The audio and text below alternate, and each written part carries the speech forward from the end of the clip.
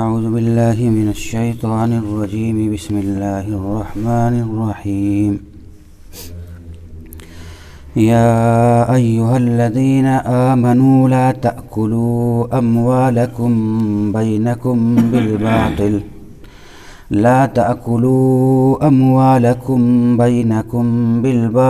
إلا أن تكون تجارة عن تراض منكم ولا تقتلوا أنفسكم إن الله كان بكم رحيما ومن يفعل ذلك عدوانا وظلما فسوف نصليه نارا وكان ذلك على الله يسيرا. صدق الله العظيم.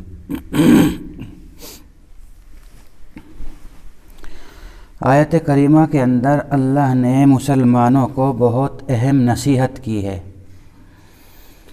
اور بہت ہی اہم ہے، اتنی اہم کہ اگر مسلمان اس پر عمل کر لیں تو بہت سارے جھگڑے فساد مٹ جائیں. فرمایا کہ اے ایمان والو، تم اپنے مالوں کو آپس میں ناحق طریقے سے مت کھاؤ. کیا کہا؟ اپنے مالوں کو تم باہم آپس میں ناحق طریقے سے مت کھاؤ. اس کے دو مطلب ہیں، سمجھے؟ اس آیت کے دو مطلب ہوئے. ایک مطلب تو یہ ہوا کہ تم اپنے مالوں کو ناجائز جگہوں پہ خرچ مت کرو. ہم نے جو تم کو مال دیا ہے اس مال کو صحیح جگہ پر خرچ کرو. فضول جگہوں پہ اپنے مالوں کو بالکل بھی خرچ نہ کرو. مثلا کوئی آدمی دن بھر کماتا ہے اور پھر اس کو شام ہونے کے بعد وہ شراب خریدتا ہے، نشہ خریدتا ہے، نشے کی جتنی بھی چیزیں ہیں ان پہ خرچ کرتا ہے. قرآن کہتا ہے کہ نہیں، ہم نے مال تم کو اس لیے نہیں دیا. یہ اپنے مال کو ناحق طریقے سے کھانا ہوا. یا کوئی آدمی اپنا مال اپنے ہی اوپر خرچ کرتا ہے لیکن بہت زیادہ دکھلاوا کرتا ہے، جیسے شادی بیاہوں میں لوگ کرتے ہیں. اتنی ٹھاٹھ کی شادی کری، اتنا خرچ کر دیا، حد سے زیادہ دکھاوا کر رہے ہیں. تو اللہ فرماتے ہیں کہ یہ بھی اپنے مال کو تم کھا تو رہے ہو لیکن ناحق طور پہ کھا رہے ہو، ایسا مت کرو. ایک مطلب یہ ہوا. دوسرا مطلب ہوا کہ ایک مسلمان دوسرے مسلمان کے مال کو ہڑپ کرے، اس پر قبضہ کر لے، اس سے منع فرمایا. سمجھ گئے؟ دوسرا مطلب یہ ہوا اپنے مال کو، یعنی ایک مسلمان دوسرے کے مال کو ہڑپ کر لے، اس پر قبضہ کر لے، چوری کر لے، امانت میں خیانت کر لے، اپنا بنا لے، بہت ساری شکلیں ہیں، اس سے منع فرمایا. آگے پھر کہا الا ان تکون تجارتا عن تراض منکم. فرماتے ہیں کہ دوسرے کا مال اپنا بنانے کا ایک طریقہ ہے. دوسرے کا مال اپنا بنانے سے ہم نے منع کر دیا نا، لیکن ایک طریقہ ہے اور وہ ہے تجارت، بزنس. ظاہر ہے کہ تجارت یا بزنس میں ہوتا کیا ہے؟ اس میں یہ ہوتا ہے کہ دوسرے کا مال خریدنے والا اپنا بنا لیتا ہے پیسہ دے کر. تو الا یہ کہ تم بزنس کرو، تجارت کرو، اور تجارت بھی کب؟ تراضی طرفین، یعنی دونوں طرف سے آپس میں تمہاری رضامندی ہو تو وہ تجارت ہے. مثال کے طور پر خریدنے والا پیسہ لے کر کے دکان پہ جاتا ہے تو خریدنے والے کو ظاہر ہے کہ سامان چاہیے اور جو بیچ رہا ہے اس کو پیسہ چاہیے. جو سامان بیچ رہا ہے اس کو پیسہ چاہیے. تو ایسی صورت میں خریدنے والے نے سامان خریدا اور اپنے گھر لے آیا تو وہ پھر اس کا مالک ہو گیا، اور جس کو ہم نے دکاندار کو پیسہ تھمایا وہ پیسے کا مالک ہو گیا، اور دونوں راضی بھی ہیں.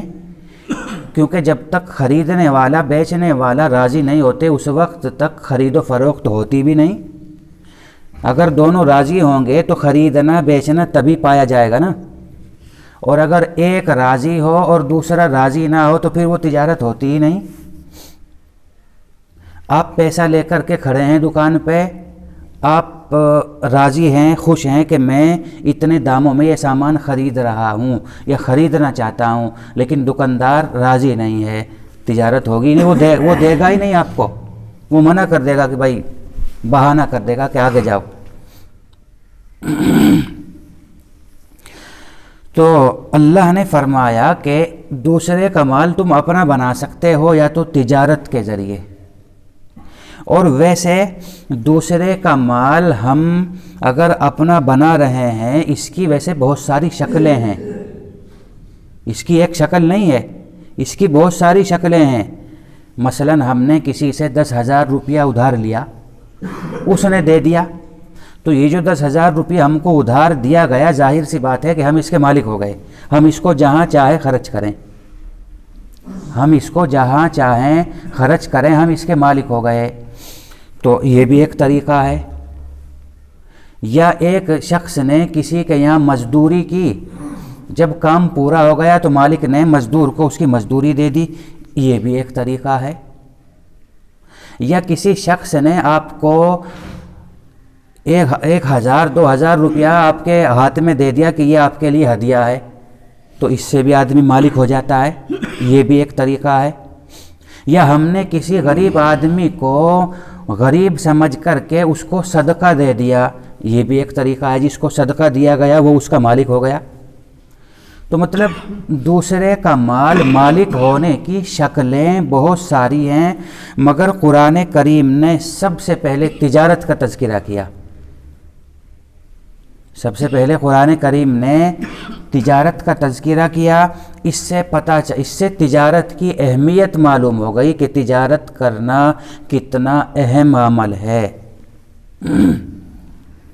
چنانچہ اللہ کے نبی صلی اللہ علیہ وسلم سے پوچھا گیا کہ اے اللہ کے نبی، کون سی کمائی سب سے بہتر ہے؟ کون سا دھندا، کون سی کمائی سب سے بہتر ہے؟ لوگ پوچھتے ہیں نا کہ بھائی ہم کیا کام کریں۔ بہت سے لوگ کہتے ہیں کہ اپنے بچوں کو ہم کون سے کام پہ لگائیں، ہمیں اپنے بچوں کو کون سا کام سکھانا چاہیے۔ تو اللہ کے نبی سے بھی یہی سوال کیا گیا کہ حضرت کون سی کمائی سب سے بہتر ہے؟ نہیں عجیب سوال، کون سی کمائی سب سے بہتر ہے؟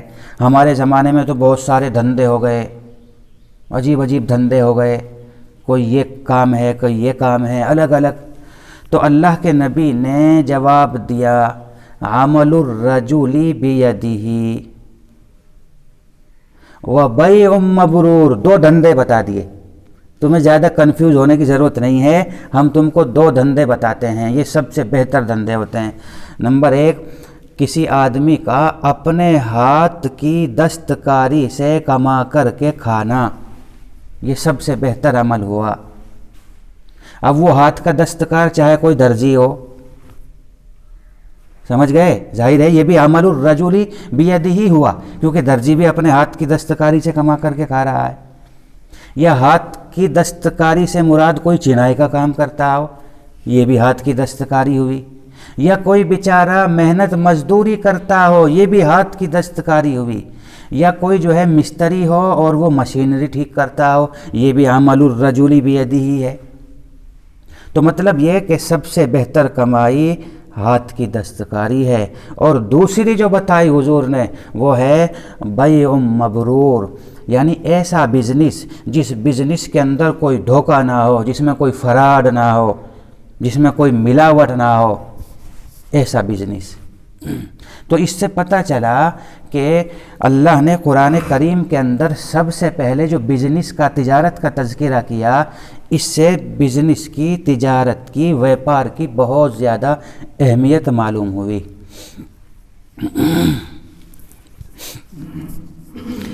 اور احادیث کے اندر اللہ کے نبی نے تاجروں کے اتنے فضائل بیان کیے تاجر لوگوں کے، व्यापारी लोगों के کہ اتنے فضائل تو لگتا ہے علماء اور حفاظ کے بھی نہیں ہیں. اتنے فضائل بیان کیے تاجر لوگوں کے، لیکن کب؟ اسی وقت جب ان کی تجارت کا، ان کی بزنس کا دار و مدار سچے اور سیدھے اصولوں پر ہو، اس میں دھوکہ دھڑی نہ ہو، اس میں ملاوٹ نہ ہو، گراہکوں کو دھوکہ نہ دیا جائے، بالکل سچے سیدھے صاف ستھرے اصولوں پر اگر وہ کاربند ہو تو اتنے بڑے فضائل. ایک حدیث میں اللہ کے نبی نے فرمایا التاجر الصدوق الامین، کہ وہ व्यापारी جو سچا ہو، سچی تجارت کرتا ہو، الصدوق سچ بولتا ہو، جھوٹ بول کر کے لوگوں کو دھوکہ نہ دیتا ہو، امین جو امانت دار بھی ہو. امانت دار کیسا؟ کہ اگر کسی گراہک نے زیادہ پیسہ دے دیا، یہ نہیں کہ چپکے سے اسے گلے میں رکھ لے. بچہ کوئی سامان لینے کے لیے آیا اور اس کی ماں نے دھوکے سے 100 کے بجائے 500 کا نوٹ پکڑا دیا. ویسے بھی آج کل نئے نئے نوٹ نکلے ہیں، جلدی سے سمجھ میں بھی نہیں آتے کہ یہ کون سا نوٹ ہے، یہ 20 کا ہے 50 کا ہے، جلدی سے سمجھ میں نہیں آتا. اب بچہ نے دے تو دیا تو اس نے بھی اپنے گلے میں رکھ لیا ہو. اب اس کے بعد سے گھر والے آ رہے ہیں کہ بھائی ہمارا بچہ 500 کا نوٹ لایا تھا، اور یہ کہہ رہا ہے کہ نہیں اس نے تو یہاں 100 کا ہی دیا ہے. تو اس کو امین، اس کو امانت دار نہیں کہیں گے. امانت داری یہ ہوئی کہ ہاں اس کو صحیح بتا دے کہ بھائی میں نے رکھ لیا، یہ الگ سے میں نے رکھ لیا ہے، اور واقعتاً تمہارا بچہ جو ہے 500 کا نوٹ ہی لایا ہے. تو وہ تاجر جو سچا ہو اور امانت دار ہو، اللہ کے نبی نے فرمایا کہ کل قیامت کے دن اللہ ایسے تاجر کا حشر نبیوں کے ساتھ، صدیقین کے ساتھ اور شہداء کے ساتھ کریں گے. اس کو قیامت کے دن کس کے ساتھ اٹھائیں گے؟ نبیوں کے ساتھ، صدیقین کے ساتھ اور شہداء کے ساتھ. حضرت عبد الرحمن ابن عوف ایک صحابی ہیں. وہ ہجرت کر کے جب مدینہ آئے، عشرہ مبشرہ میں سے ہیں عبد الرحمن ابن عوف. ہجرت کر کے جب وہ مدینہ آئے تو بالکل غریب اور فقیر انسان تھے، ان کے پاس 1 درہم بھی نہیں تھا. اللہ کے نبی نے ان کی بھائی چارگی قائم کرا دی حضرت سعد ابن الربی کے ساتھ. اس کو بولتے ہیں مواخات، بھائی چارگی قائم کرا دینا. جتنے بھی لوگ مکہ سے ہجرت کر کے مدینہ آتے تھے، تو مدینے کے جو لوگ تھے چونکہ وہ تو یہیں کے شہر کے باشندے تھے، اور جو شہر کا باشندہ ہوتا ہے اس کو تو سارے راستے معلوم ہوتے ہیں نا، ہماری مارکیٹ کہاں، یعنی راہ گھاٹ سب معلوم ہوتے ہیں. تاجر لوگ مارکیٹ میں کون ہیں، کس کی دکان کہاں ہے، کس چیز کی مارکیٹ کہاں ہے. تو جو لوگ ہجرت کر کے نئے نئے مدینے میں آئے تھے تاکہ وہ بیچارے ان کو پریشانی نہ ہو، حضور نے ایک مہاجری اور ایک مدینے کا باشندہ انصاری، 2 آدمیوں کے درمیان بھائی چارگی قائم کرا دی تھی تاکہ باہر سے آنے والے لوگوں کو کوئی تکلیف نہ ہو. اگر ان کو کوئی ضرورت ہو تو جس انصاری کو اس کا بھائی بنایا گیا ہے وہ اس کی مدد کرے گا. اس کو بولتے ہیں مواخات. حضرت عبد الرحمن ابن عوف کا بھائی بنا دیا اللہ کے نبی نے سعد ابن الربی کو. اور حضرت سعد ابن الربی یہ بہت ہی مالدار آدمی تھے اپنی پوری انصار برادری میں.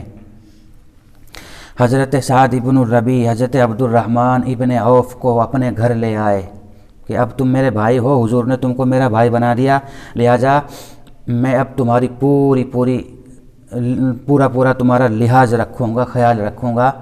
اور دیکھو تمہیں تو پتہ نہیں، تم نئے آدمی ہو، لیکن میں بتاتا ہوں اپنے بارے میں کہ میں اپنی قوم کا سب سے مالدار آدمی ہوں، لہٰذا میرے پاس جتنا مال ہے نا اس مال کا آدھا میں تمہیں دے رہا ہوں، بالکل آدھا. اور میرے نکاح میں 2 عورتیں ہیں، تم تو چونکہ مہاجری ہو، نئے آدمی ہو، میرے نکاح میں 2 عورتیں ہیں، ان دونوں عورتوں میں سے تم دیکھ لو کہ ان میں حسین و جمیل کون ہے اور کون سی تمہیں پسند ہے، لہٰذا میں اس کو طلاق دے دوں گا اور تم پھر اس سے نکاح کر لینا۔ ایثار اور ہمدردی کی اس سے بڑی دنیا میں کوئی مثال مل سکتی ہے؟ آدھا مال میں تم کو دے دیتا ہوں، لے لو، اور جو بھی تمہیں پسند ہو میں اسے طلاق دے دیتا ہوں اور تم اس سے پھر نکاح کر لینا۔ لیکن حضرت عبد الرحمن ابن عوف کتنے خوددار آدمی تھے، وہ کہنے لگے کہ بھائی تیرا مال تجھے مبارک، تیری بیوی تجھے مبارک، بس اتنا کام کر دے تو۔ حدیث میں الفاظ ہیں دلنی علی السوق، تو مجھے بس یہاں شہر کا راہ گھاٹ کیا ہے، یہاں کی مارکیٹ کیا ہے، بس وہ تو مجھے بتا دے، یہاں کے جو اصول ہیں وہ مجھے سمجھا دے، باقی نہ مجھے تیرے مال کی ضرورت ہے اور نہ مجھے تیری بیوی کی ضرورت ہے، مجھے تو بازار کا پتہ بتا دے۔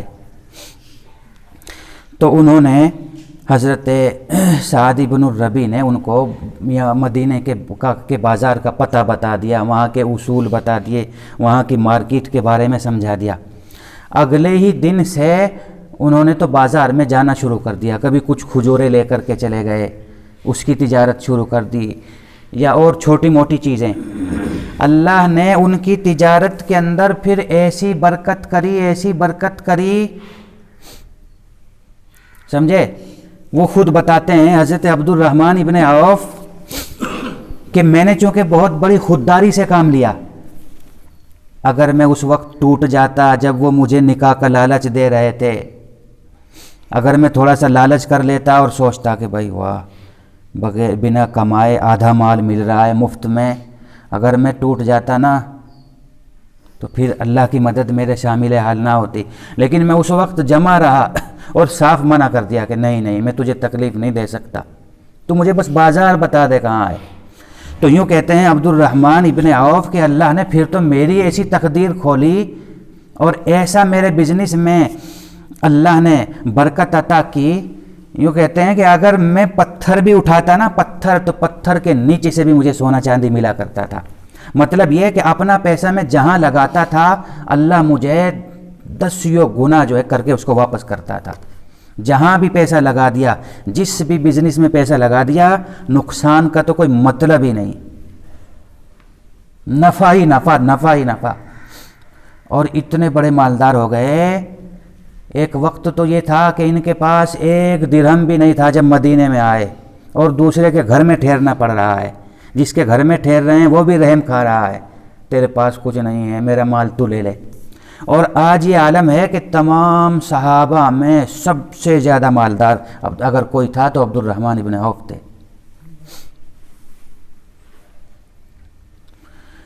جب بہت زیادہ مالدار ہو، کتنا مال، یعنی اتنا مال تھا کہ ہم گن بھی نہیں سکتے۔ اس زمانے میں کروڑوں پتی اتنے زیادہ مالدار تھے کہ پورا کا پورا قافلہ دوسرے شہروں سے جو آتا تھا نا، جس میں سینکڑوں اونٹ سونے چاندی سے لگے ہوتے تھے، تو بعض مرتبہ پورا کا پورا قافلہ عبد الرحمن ابن عوف کا ہوتا تھا، اور ان کے گھر میں جگہ بھی نہیں ہوتی تھی کہ سامان کہاں رکھوائیں، کہہ دیا کرتے تھے کہ وہاں ڈال دو میرے باغ میں۔